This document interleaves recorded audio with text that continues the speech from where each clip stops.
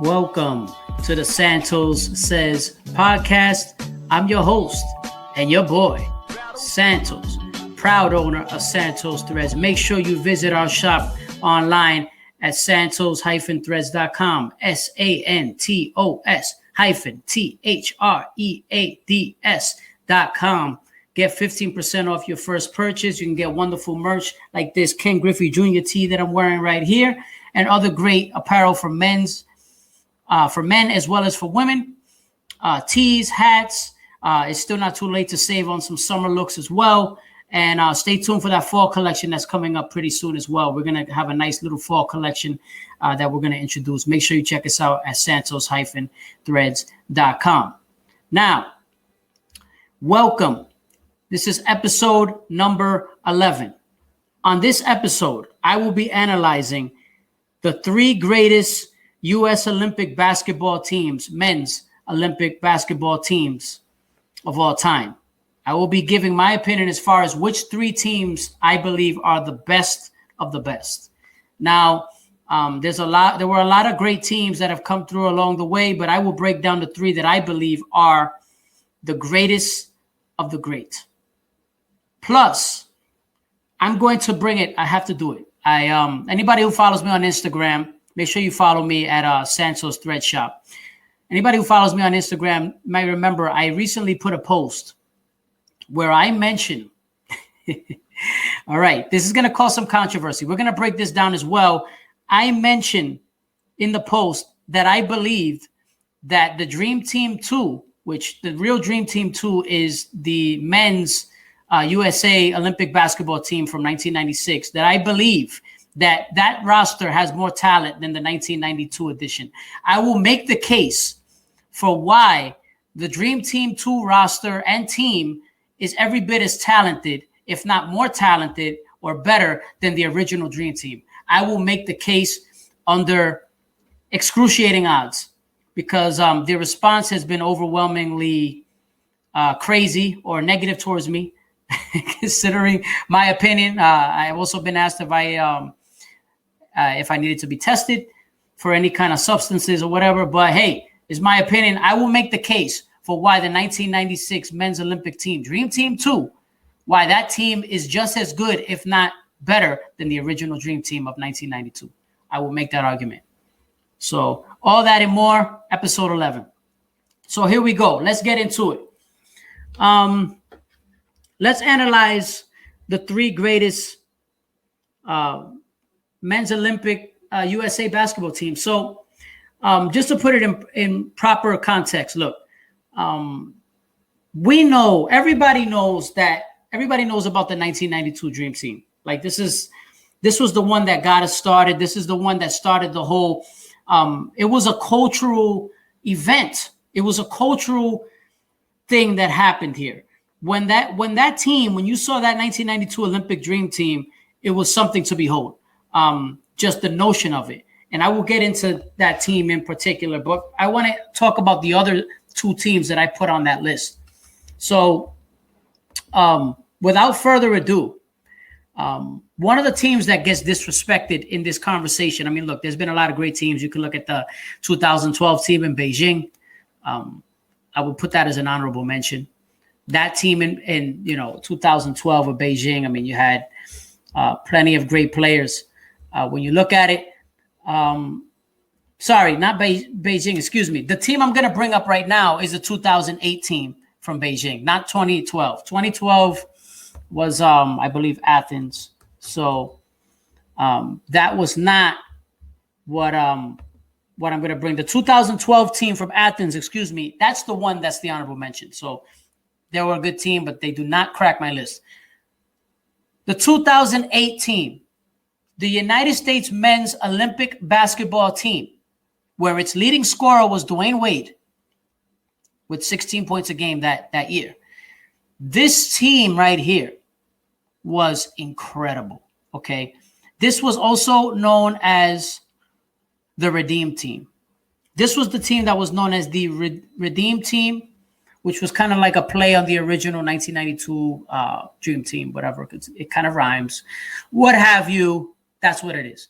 So the 2008 United States men's Olympic basketball team, first of all, was undefeated, did not lose. This team had it had some of that Miami Heat. Remember, during those years, you had the Heat who were remember in that around that time frame, you had the Miami Heat that were running the league.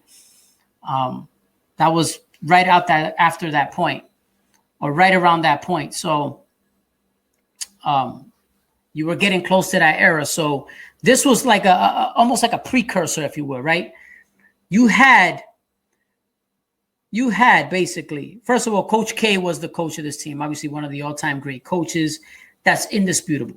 I mean, it's undebatable. Coach K, who I believe is going to retire after this year, after the season, with Duke, the great legendary Duke coach, national champion, the whole thing. So let's get this in perspective. So first off, let's start with the point guard play. At this time, mind you, we're taking you back to 2008, so let's keep that in mind. The point guards on this team, you had Jason Kidd. Jason Kidd was an amazing player. Let's forget scratch point guard. Let's just go guard play in general. Jason Kidd. Now I understand Jason Kidd was older already, but he was still playing at a very high level. Was still doing his thing. Won an NBA title with the Mavericks. He was right there. He was still very effective. You had LeBron James. Wait, I don't want to talk about LeBron James yet. We know LeBron was there, okay? Darren Williams. So you had Jason Kidd, Darren Williams. Darren Williams at that time with the Utah Jazz. He was still with the Jazz. He was not with the Nets yet. This guy was a baller. I mean, he was in the conversation for best point guard in the entire league. He and Chris Paul, who was also on this team. So you have Chris Paul, Michael Redd. Let's not put some respect on Michael Redd's name. Michael Redd was an outstanding player. Outstanding player. Okay? I followed him all the way through college. Great player.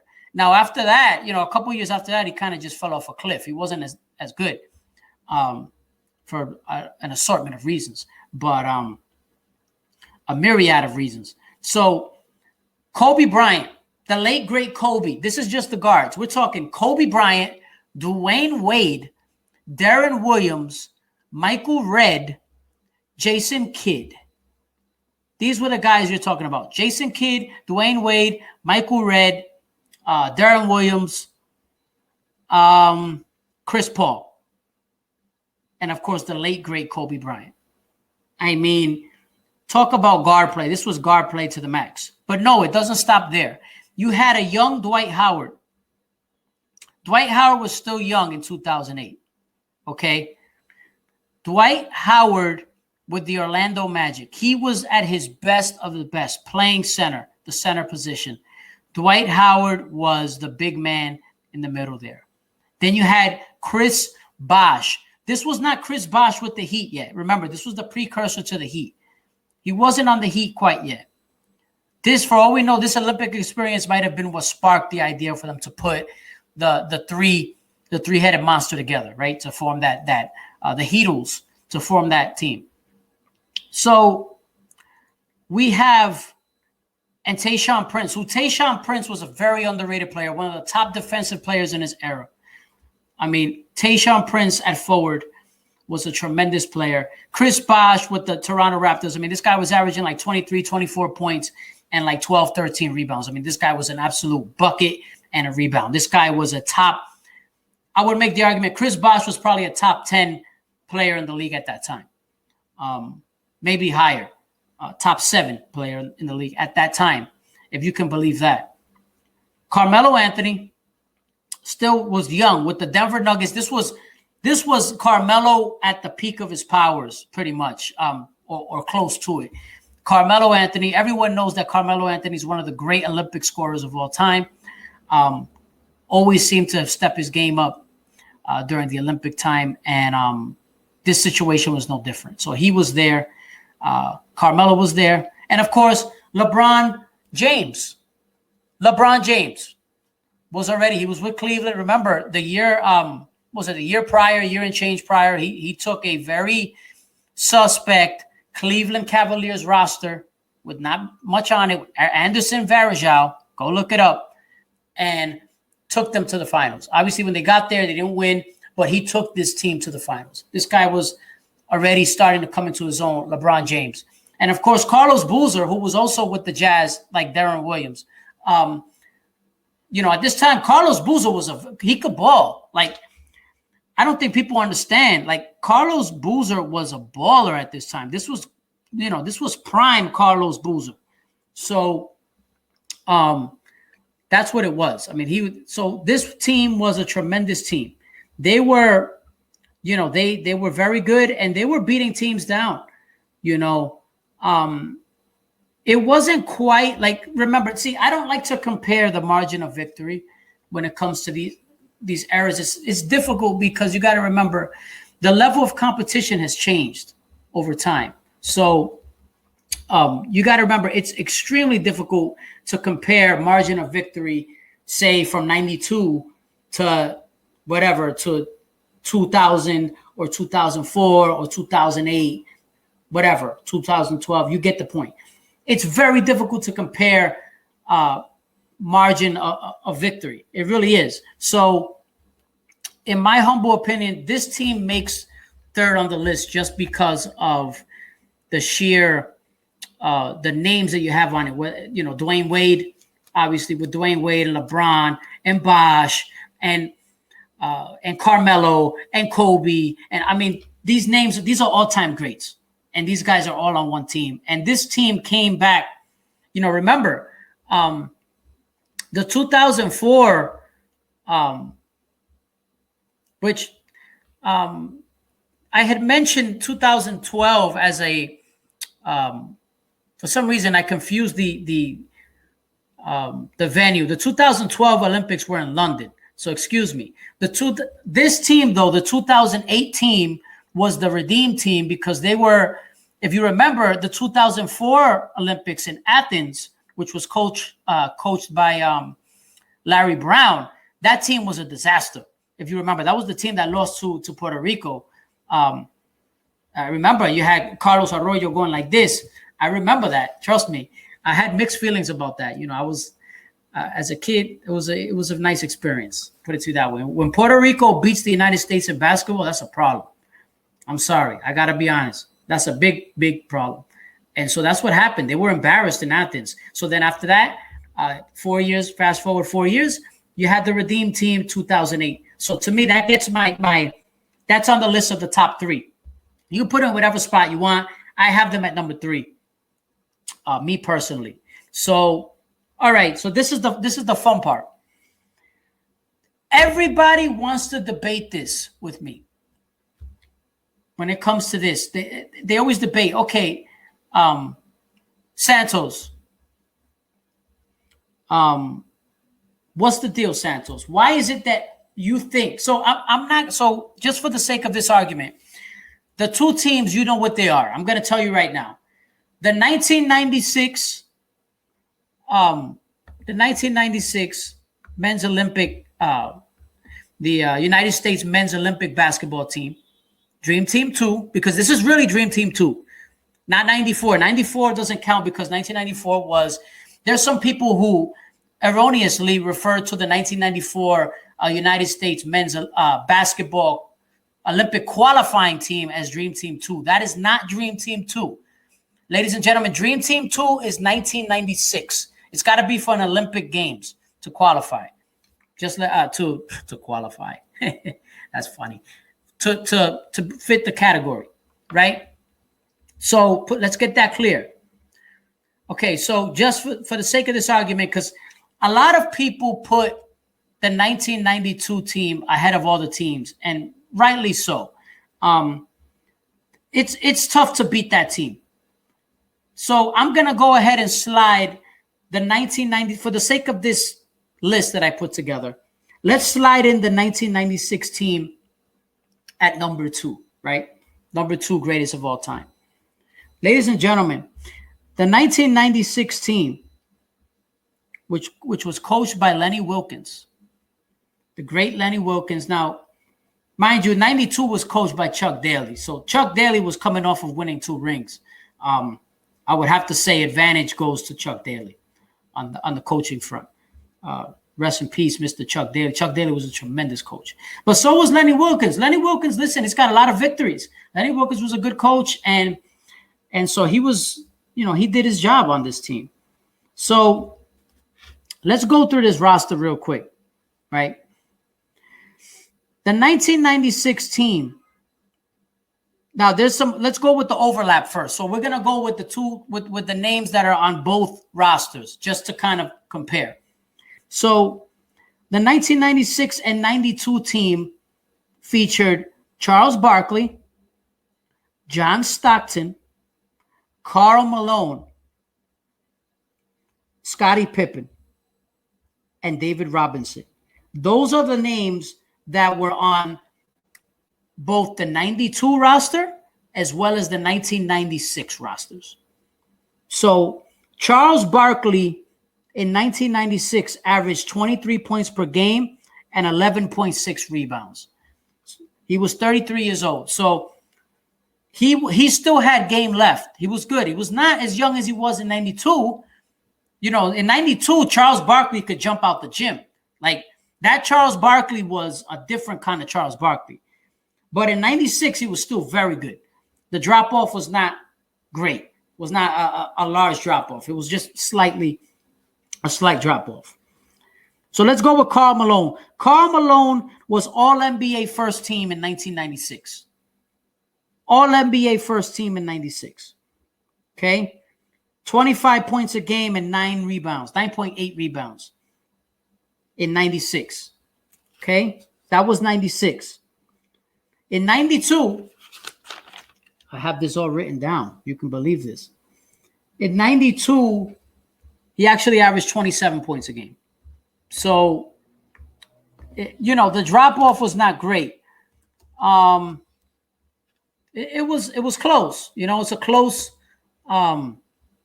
The drop-off was not crazy. It was not a crazy drop-off. So, it's one of those things that it's interesting. He actually averaged 27 points a game and 11 assists. And 11 assists. In 90, and that was in 92. In 96, he averaged 25.7 and 9.8. So there was not a big drop-off. And remember, that was before Karl Malone. That was before Karl Malone led the Jazz to the finals.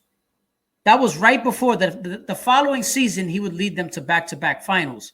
And you can make the argument that was probably him at the peak of his powers those 2 years. So, Karl Malone was great in 92. You could make the argument he was a little better in 96 as far as all-around game. So, those are the ones that. So I just went over the names that there's overlap that are common as far as that were on both the 92 and 96 teams. So in 96, see, the 96 team gets so disrespected. 96 and 92 teams was also Scottie Pippen. So you had Scottie Pippen as well, who Scottie Pippen was about the same level, 92, as he was in 96. He was. It was right there. Numbers were the same, around 19 points a game, 6 assists, 6 rebounds. The numbers were almost identical from 92 to 96. Numbers were identical. Pippen was first team All-NBA in 96, though. I think we need to put that in perspective. Scottie Pippen was 30. He was 30 years old in 96, but he was first team NBA. All-NBA first team. So this is the crazy thing. So when you look at this team, when you look at that 96 team, which I know I said it was hard to mention margin of victory. Margin of victory was 32.3 points a game. Okay. 32.3 points a game is humongous. Now, to put it in perspective, though, the 1992 Dream Team won. The average margin of victory was 43.8 points a game. But again, so let's take that with a grain of salt, though. This is my point. The reason why the 96 and the 92 teams are probably the best two Olympic U.S. men's Olympic basketball teams is because these two were the most dominant ones. So these two teams represent the largest average margins of victory, if you want to go by that. Which again, it's tough because the level of competition has also gotten better over time. So I don't want to diminish the later editions of the NBA of the men's Olympic U.S. basketball teams because again, they're facing better competition. So it's a little tough to gauge that way, but it's just to paint the whole picture as far as comparing the squads. So on this 96, just to finish my thought on this one particular thing here. So obviously, they're both star-studded. The 92 and the 96 teams are star-studded. Now, just to go over the 92, right? I want to go back over to 92 because I'm not going to go. I'm going to make the comparison. I'm going to make the argument for why the 96 team is just as good as the 92 team. But I just wanted to make this little point as far as, what each team has as far as what the attributes of each team. So in 1992, obviously the first Dream Team, look, anytime you got Michael, you got Mike, you got Bird, and Magic on one team, like just on name recognition, you're going to get the edge. I get that. Especially when you got Michael Jordan. Like, it's insane. So in 1992, you got Christian Leightoner. Now, I understand Christian Leightoner has become a punchline. Myself included, I've made him a punchline as well. Like, I'm not going to deny that.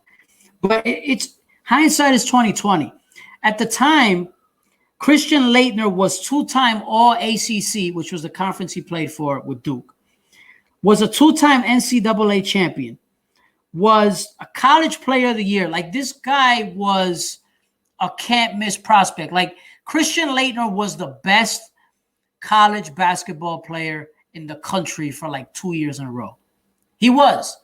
He just was. Christian Leightoner was the absolute best college basketball player on the planet. What I don't like about his inclusion on this team is that the rest of the team, the other 11 slots of the roster, are by NBA All-Stars. That's where I don't think he fits, or where I didn't think he fit on this roster. That's my one complaint. I always made the case. I always felt that Isaiah Thomas should have been on that team. That's me. That's fine. You want to go against it. You want to disagree. You say that Christian Leightoner belonged on there. I just want to give the facts. Christian Leightoner was the best college player at the time. My only knock was I don't believe that he deserved that spot considering the magnitude and the pedigree of the other players around him. So the rest of the roster, we have the all-time great David Robinson. David Robinson was on this team, as I mentioned previously. He was on both teams, 96 as well as 92. The great Patrick Ewing. Patrick Ewing is one of the most underappreciated, underrated players of all time, and it's not even fair. It's not even right. People in New York love him, call him St. Patrick. He's the best. One of the great players. At this time, he was at the peak of his powers. This was before his knees were starting to give out, averaging 24 a game, 11 rebounds, 3 blocks a game, was constantly was always named or mentioned amongst the best centers in the game, top 2 or 3 centers in the entire sport at that time. So he deserves all that. Larry Legend. Interestingly enough, Larry Bird was on this team, and people say, well, he was washed up. Myself included, I feel that Larry Bird, he averaged 20 and 10 that year, by the way. So this was his last year in the league prior. It was kind of a sympathy vote to put him in, but it's not like he didn't deserve to be there. His back was constantly acting up throughout the season as well as in the Olympic Games. So he wasn't what he used to be.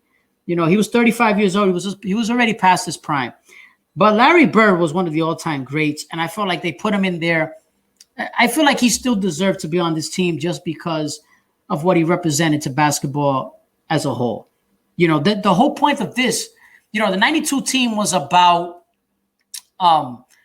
The 92 team was about a package. They were packaging this. This was for entertainment as well. This was a package deal. This was about building basketball on a global scale, the NBA in particular. And so I understood why he went, why they sent him overseas with this team. Scottie Pippen, who I mentioned before, he was on the team. Clyde Drexler, who at that time you could make the argument was the second best shooting guard besides Jordan, was averaging 25 points a game and 6.7 assists that season prior to the Olympic Games. Karl Malone, who I mentioned before, his running mate, John Stockton, one of the all-time great pass-first point guards, pure point guard, led the NBA in assists a million times, one of the all-time great point guards, period. Charles Barkley, who I mentioned before. Charles Barkley at this time could fly. Like he was like, you got to see the highlights of him in 92. I mean, this guy, not only that, but he led the Olympic team in scoring. Interestingly enough, Charles Barkley led the U.S. men's team in scoring on both occasions, which I find fascinating. He led the 92 team as well as the 96 team. And, of course, Chris Mullen, one of the greatest lefty shooters of all time, St. John's product, legend, one of the great players of all time. Chris Mullen was a tremendous player, had a great jump shot, difficult to defend, tough player, New York, Brooklyn-born, New York player, definitely a legend here in New York, Chris Mullen. And, of course, Magic Johnson. Who could forget Magic Johnson, who didn't have any stats in the 92 season because, remember, he had retired temporarily due to the HIV, his situation with HIV, contracting HIV. He retired for the year. And then, if you remember, he came back and had a pretty good year the following season. But most importantly, during the Olympics, the Olympic Games, he played well. I think the presence of Jordan being there really motivated him. I think it brought another side of Magic out, and he kind of showed that he had some left in the tank, and he really did play a brilliant Olympic tournament. He played very well. And so that 92 team, listen, rightly so, it's the OG team. It's the OG team. Like, it is the team that everybody loves, that people remember. It is the team that globalized the sport. So here's my pitch, ladies and gentlemen. This is my pitch. Santos is going to give you the pitch right here. Okay? Here we go. The year is 1996. Okay? I'm going to paint the picture for you. The year is 1996. The place is, the location is Atlanta, Georgia, United States. Ladies and gentlemen, I'm going to make the argument for why the 1996 team is every bit as good, if not better, than the original Dream Team. Okay? Now, I'm going to make this first point, right? Look at that roster again from 92. Really quick, just look at the roster again. I want you guys to take a look at this roster again. An all-time great star-studded roster. You know, Christian Leightoner, okay, didn't have a great NBA career. Was a solid NBA player. But let's just go by what they were at that time, okay, just to put it in context. Christian Leightoner, great all-time college player. I listed the accolades already. Great player. David Robinson, Patrick Ewing, Larry Bird, Scottie Pippen, Michael Jordan, Clyde Drexler, Karl Malone, John Stockton, Chris Mullen, Charles Barkley, Magic Johnson. That roster is mind-numbing. That roster right there, this is big time. Now, I read off the names.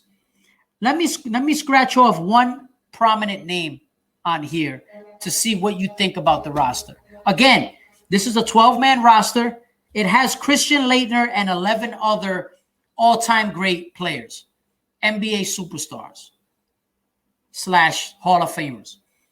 Okay? Let's scratch off. Let's take a look at this. Let's take Michael Jordan off the roster. Okay? For argument's sake. If you take Michael Jordan off the 1992 roster, what are you guys thinking about that roster? Are you actually telling me that you think you can say this with a straight face, okay, that it's that much better than the 96 roster. Let's read 96 off. Let's put you to 96. Let's bring you to 96, okay? Let's bring you to 96. The 1996 roster features Charles Barkley, who, like I mentioned, averaged 23 points a game and 11.6 rebounds a game, was on both teams in that season, was 33 years old. Now, I understand Charles Barkley wasn't jumping out the gym like he was when he was younger, but he was still a very good player, was an all-star, was named to All-NBA, the whole thing. Charles Barkley, Penny Hardaway, John Stockton, Karl Malone, Reggie Miller, Akeem the Dream Olajuwon, Shaquille O'Neal, Gary Payton, Scottie Pippen, Mitch Richmond, David the Admiral Robinson, Grant Hill. Just a few notes here. Akeem Olajuwon, let me break this down. Look at the three centers on this team, okay? Look at the three big men on this team. Remember, back then, they used to play with a center. I know that that's a foreign concept to a lot of people listening now or watching now, or for a lot of us. It's a common, it's a foreign concept nowadays. But back then, they played with a center. That's what they did. Akeem Olajuwon, he was the back-to-back NBA Finals MVP, was averaging 27 points and 11 rebounds that season. Put that in perspective. Two-time NBA champion going into this. Shaquille O'Neal. I understand we all romanticize over Shaquille O'Neal with Kobe and with the Lakers. Shaq at this time, 24-year-old Shaq, could run up the court like a deer. He could run with anybody. He was not the big fat Shaq Diesel playing with Kobe. This version of Shaq was in his athletic peak, averaging 26.6 points a game and 11 rebounds. Was also named to All-NBA. Shaquille O'Neal. And then the third big man, David Robinson, who I understand was 30 years old at this time, was not necessarily was not quite athletically what he was in 92, but he was still there. He was named to the All-NBA first team. He averaged 25 points a game, 12 rebounds a game, and 3 blocks a game. Dude, what am I missing? This guy was an absolute beast still. At 30 years old, David Robinson was still balling. He was still balling. Like, the drop-off was nothing. There was no drop-off. He was still just as good. He was amazing. Okay? So those are the three big men. Plus, you mentioned, like I said, the players who were on the first one, on the first Dream Team, Barkley, Stockton, Malone, Pippen, and Robinson. So that's what you had those guys you bring those guys back, right? Then you had the two young guys who I could make the case were supposed to be the next Michael Jordan and did not accomplish that because of injuries and terrible luck. But the next two players I'm going to mention were, you can take a look, go to YouTube, take a look at the video clips where Jordan is giving them praise. Those two were the next guys who were going to take the baton.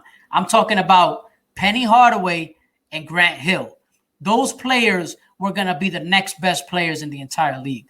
They were tremendous. I think people are disrespecting this team because they discredit Grant Hill and Penny Hardaway because of how their careers were altered by injuries. I think people kind of lose sight of that. Penny Hardaway was All-NBA first team that year. He averaged 21.7 points per game and 7.1 rebounds per game. Those were his averages. Penny Hardaway, All-NBA first team. He and Shaq were running mates before Shaq and Kobe. Okay, that's a team that the year before went to the NBA Finals and eliminated Jordan in a playoff series. But nobody talks about that. People act like Jordan never lost in a playoff series. Yeah, I understand he was coming off retirement. I get that. That's an asterisk next to it. But yes, Jordan has been eliminated in playoff series. And Penny and Shaq did that. That happened that year because they were missing Horace Grant. That's what happened. Nobody talks about that. The Bulls lost to the, in 95 season, Bulls lost to the Magic because they did not have Horace Grant. They were missing Horace Grant. That's why they lost. But I digress. Then you have Grant Hill. Grant Hill was NBA's second team. This was his second year in the league. Grant Hill, NBA second team, All NBA, 20 points a game, 9.9 rebounds, 7 assists a game. He was LeBron before LeBron, but just more smooth. That was Grant Hill. I invite the kids. Kids, if you're listening to this or watching this, go to YouTube, type in Grant Hill highlights. It will blow your mind. The guy was incredible. And he was supposed to be, at that time, he was on his way to being the best player in the league. He really was. So those guys were on that team. Okay? And then, not to mention, we're going to get to this right here. 28-year-old point guard, Gary Payton. Gary Payton was fresh off of leading the NBA in steals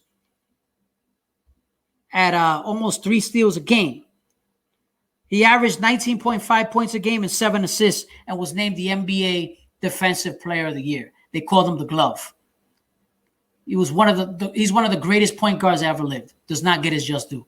Gary Payton, look him up, NBA Hall of Famer. One of the all-time greats, and I will make the argument the greatest defensive point guard that's ever lived. I stand by that. So, what about shooting? Santos, what about shooting? Does this team shoot? Can they shoot? You're damn right they could shoot. You ever heard of Mitch Richmond? I'm inviting, type in, go, a lot of YouTube assignments here. Go to YouTube, type in Mitch Richmond. Mitch Richmond, do you guys know that Mitch Richmond,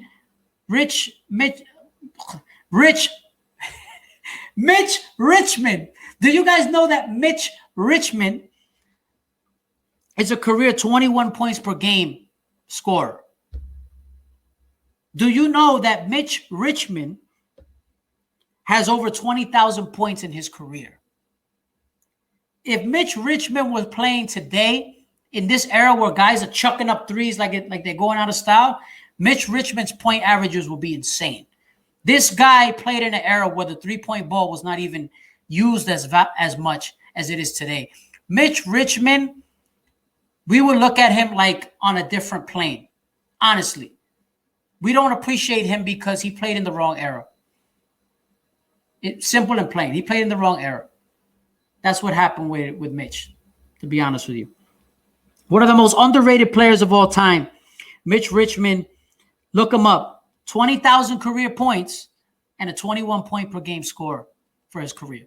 So he was an NBA All-Star that year as well, All-NBA, the whole thing. So, yeah, put some respect on his name. Reggie Miller.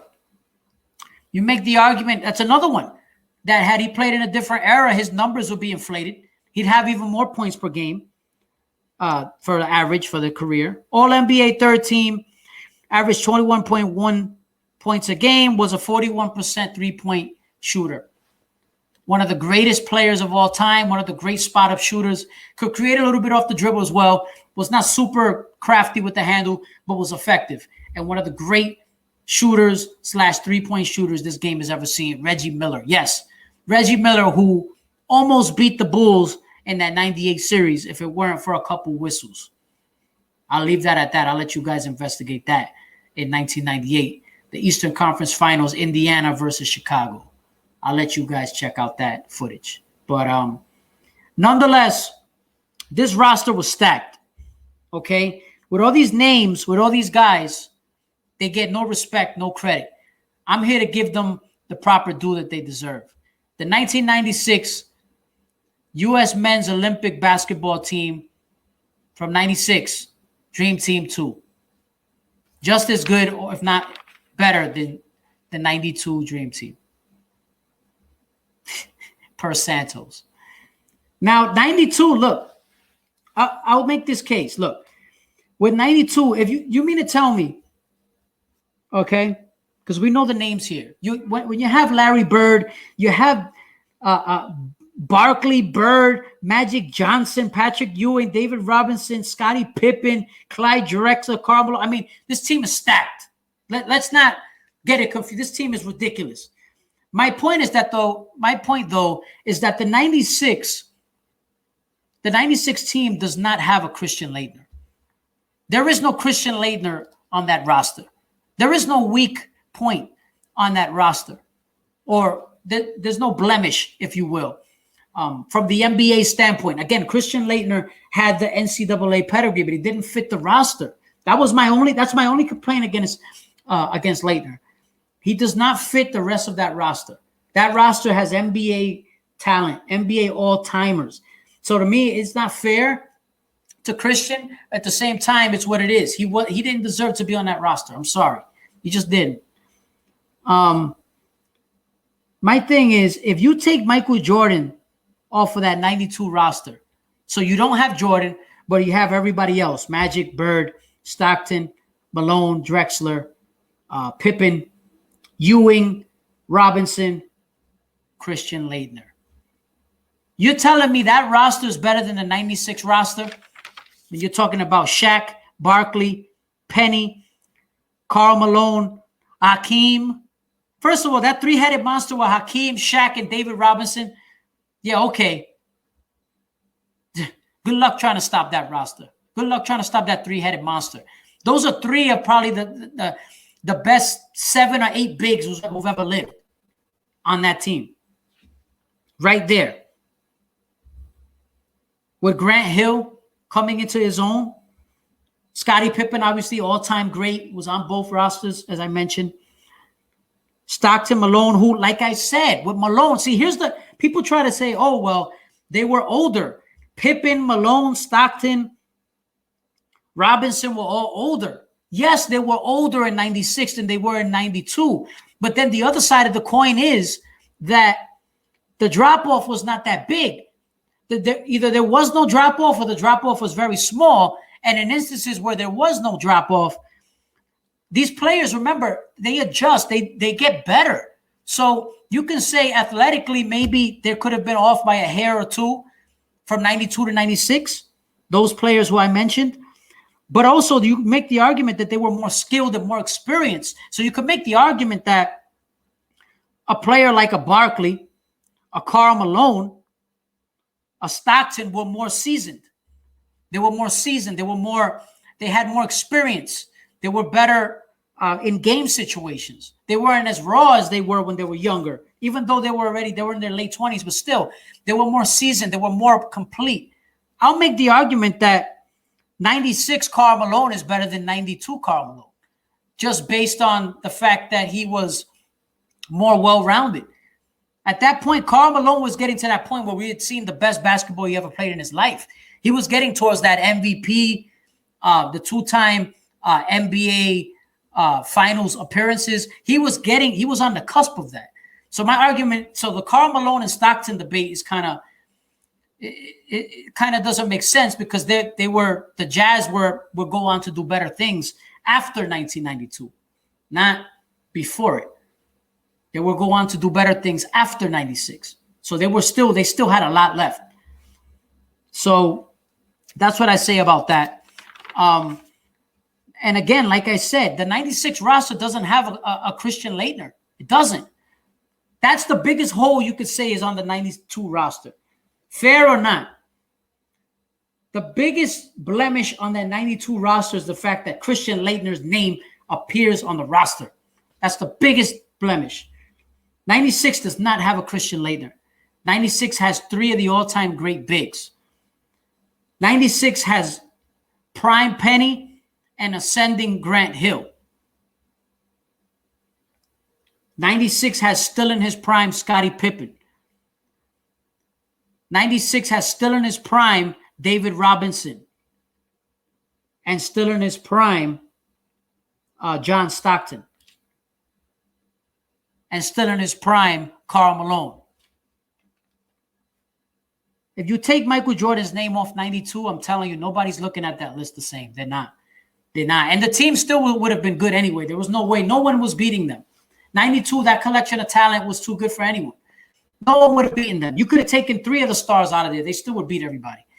You could have just played the roster with 7 or 8 guys, and they still would have creamed everybody that year, 92. So that's my thing. I'm just here to say put more respect on 1996 Dream Team 2. It's a fun debate. It really is. And, you know, I just think that people get caught up in the names. So they see Larry Bird and they see Bird and they see Magic Johnson and they see Jordan on one team. And it's easy to say, well, that's the best team. But I'm breaking down the rosters based on where they were at that point of their careers. That's how I'm trying to put it in that context. If you want to go by who has the star power as far as all-time greats, 92. Just because you're going to have that when you have Scottie Pippen, Jordan, Clyde Drexler, Malone, Barkley, Magic Johnson, you know, Larry Legend. You're going to get that every time because those names are immortals. They've got the names. I'm going based on where they were at the time. Larry Bird had to like stretch on the hardwood to get his back right in between quarters. Larry Bird was not the same Larry Bird that you saw in 86, 87, 88. He was not the same Larry Bird. Okay? Magic Johnson had taken a year off. Magic Johnson came back to play very well. He had something left in the tank, but this was not prime. This was not Showtime Lakers Magic Johnson. So that's my point. So those are the knocks for me against 92. Bird was not the same guy. Magic was not the same guy. And you had Christian Leightoner. To me, that makes 3 strikes against the 92 Dream Team. 96, you want to know what the only thing is, like I said, the one name that's the one glaring omission, and this probably could have happened if he would have decided to play.